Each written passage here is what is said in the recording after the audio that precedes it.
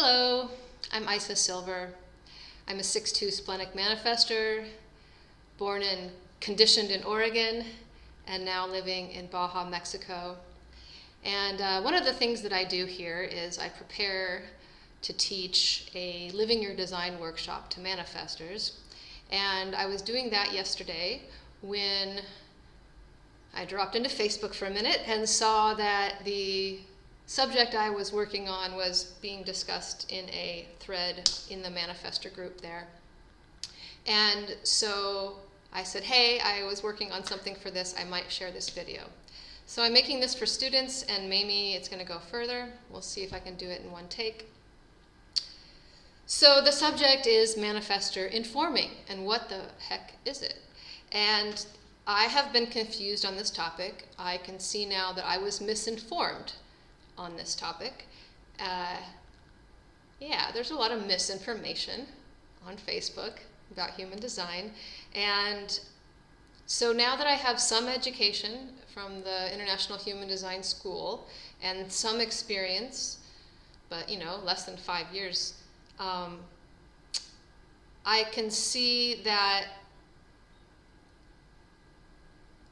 a lack of education prevented me from understanding what the Manifestor strategy is and why Ra put it out there. And I can see now the mechanics behind it. And so now that I can see the mechanics behind it, I have a context for the confusion that I used to have. So for the sake of my students and anybody else who might get to see this, let's go for it. As far as human design from Ra Uruhu is concerned, the strategy that is set forth is simply inform before you act. So this implies that the decision to act has already gone through authority, and it assumes that the people informed are the people affected by the decision. Okay? So this isn't what the first manifestor that introduced me to human design told me. He was all about putting out his information about what he thought was interesting and important out into the world. It's not that. It's not that manifestors aren't here to communicate. It's not that we're not here for outer authority. But informing is not telling. And we'll get into telling pretty soon, because I had to learn the difference between informing and telling. Okay? So just to be clear again, the only thing that human design says is before you act according to your authority, inform those that are impacted. That's it. Okay? Now, human design, in the schooling level won't tell you that that's political and not mechanical, but yet if you learn the mechanics, you'll understand why. And that's what I wanted to share now, because just yesterday, I kind of figured out, by talking about aura, why the strategies are the way they are for the different types. And so by sharing this, I'm hoping other manifestors might understand informing in context and why it's political and not mechanical. So let's talk about the auras, right? Because our type comes out of our aura. Sure wish that was taught more and earlier. Our type comes out of our aura. So manifestor aura here, right? It's closed, it's repelling, and if you can't deal with that, get out of human design, okay? You can just stop right now and just decide that you don't believe that.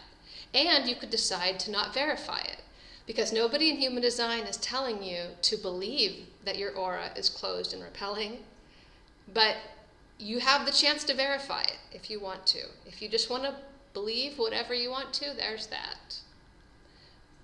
But in my process of verifying my aura, now I have a respect for the mechanics of other auras also that, seems good for me. So here's something that I want to point out. For the other types, their strategy is protecting them. Okay? We have an aura that protects us from other people and homogenization. They have an aura that doesn't protect them that way, and so their strategy protects them. And let me try to explain that quickly. In contrast to our closed, repelling aura, the generator aura is open and enveloping. It's porous. Life is coming at it all the time. So for the generator, the question is, what's correct for the generator? And the generator has this onboard system, their sacral center, that makes sounds, and when life says, hey, generator, would you like to do X? And the generator's sacral center says, then there's a matchup of frequency there, and the generator is set up for satisfaction from that use of that generator's energy. So for that generator, the strategy of waiting to respond gave that generator the chance to meet the right frequency and put her life force power into something that was correct for her, that will be satisfying for her. If she decides with her mind what she's going to put her life force power into, that's what leads to frustration. So that's the story I want to say. This waiting to respond is a protection for the generator. Completely similar for the projector, okay? The projector's not here to initiate from mind what the projector is going to guide, okay?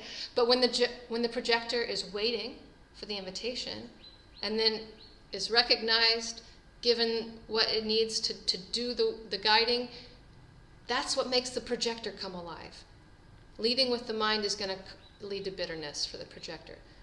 So reflector's got, his own stories, but I want you to see that strategy protects those types from homogenization, from bitterness, from frustration. But it's different for the manifestor, because the manifestor's already protected. We are already insulated from those things that would otherwise affect us by our closed aura. So when we've decided that we are going to move our dense thing around, if we tell people, hey, my power is coming, then it gives them a chance to get out of the way or watch or whatever, but it's letting them know what's happening for you.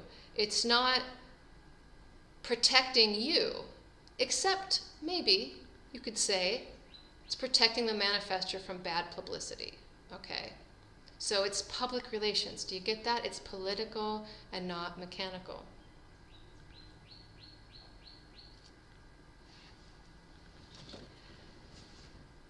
Now,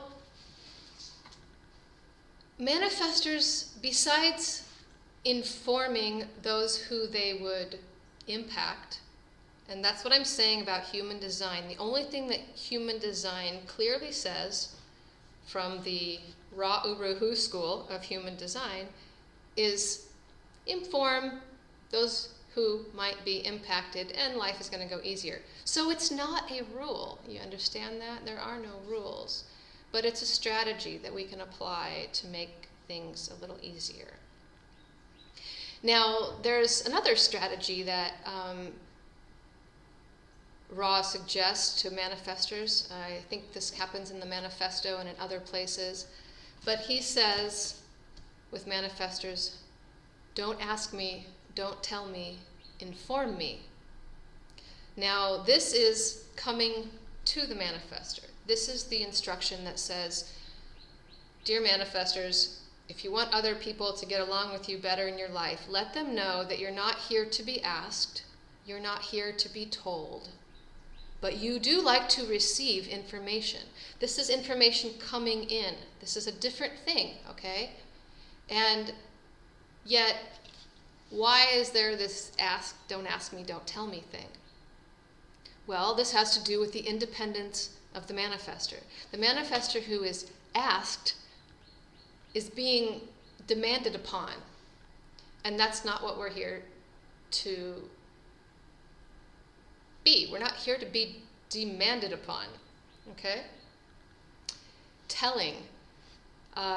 Marianne Winiger, she had put out a video about this sometime. I wish I could give you more details, but I think she's the first person who helped me understand what telling is. And boy, do I verge on that a lot. Yeah, I do. But telling is, it's giving facts, it's giving information that you, the speaker, want the other to receive, not necessarily that the receiver wants to receive. So in relationships with manifestors, people who would want to interact with manifestors on their correct energetic terms would understand that the manifestor doesn't want information that's not relevant to her. But she does want information that is relevant to her, okay? And so that's where the person who interacts with the manifestor needs to pause for a moment and go, is this information that the manifestor is open to? And that's something that I tell a lot of people is, hey, I'm open to be receiving information on that topic, okay? I don't want to be told about your vacation last week unless I bring it up. But if we're talking about a particular this or that, I might say, keep me informed about that. And that information is well received when I put that out there. So manifestors who would ask for that in their own lives would be well to apply that as well, okay? And not telling and not asking others, right? Now, all of this is kind of hard and fast manifestor mechanics. And, I remember reading about Ra's disappointment with manifestors. He once got to finally teach a group of manifestors in a room, and I forget what year it was. He said this happened, but he was looking forward to it, and he was, did he say disappointed? He felt he didn't feel the manifestor power that he maybe thought that he would. He felt a rather disappointing vibe, or a beaten down vibe, or something like that. And, well, what can I say? What do I want to say about that? I want to say that I want to encourage manifestors to really do this. Put out don't ask me, don't tell me, inform me, and see what happens. Because here's how I see it. And I'll talk about micro-informing too, okay? So, if you're a manifestor that's accepting telling from everyone, and you are responding to asking, well, then you're using up your limited amount of energy for things that are not uniquely you. And if you really want to differentiate, if you really want to find out what you are as a manifestor, then you got to stop doing generator things, and you got to stop doing projector things. You got to stop responding and waiting for invitations. Which, by the way, I know very well I've been doing my whole life, like I wanted to respond to people, that's what other people do, right? But every time that I use my energy in response, I'm not doing something original that was just for me. And if you've read, what Genoa Blevin wrote about what is a manifestor, we're here to do original things. But we've spent decades of our life under homogenizing forces that weren't designed to allow our unique thing to come out.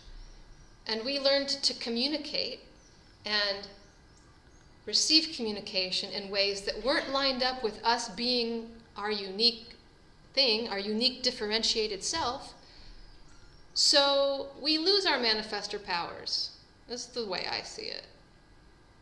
When we respond and when we wait for invitations and we don't play by our own rules and we play by the homogenized rules, then we're giving up our opportunity to bring something unique into the world that only our imprinting could bring.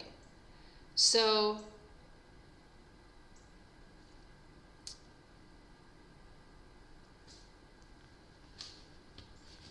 but that's kind of hard, isn't it? Because then it's like, Well, you have to be all alone then. Well, I'm going to die alone. Now, I did write micro-informing here because I like this concept. This was just introduced to me as a phrase through someone in the Manifestor group there. And I like what she said. It seems really practical. This is the kind of informing that helps put others around us at ease. Okay?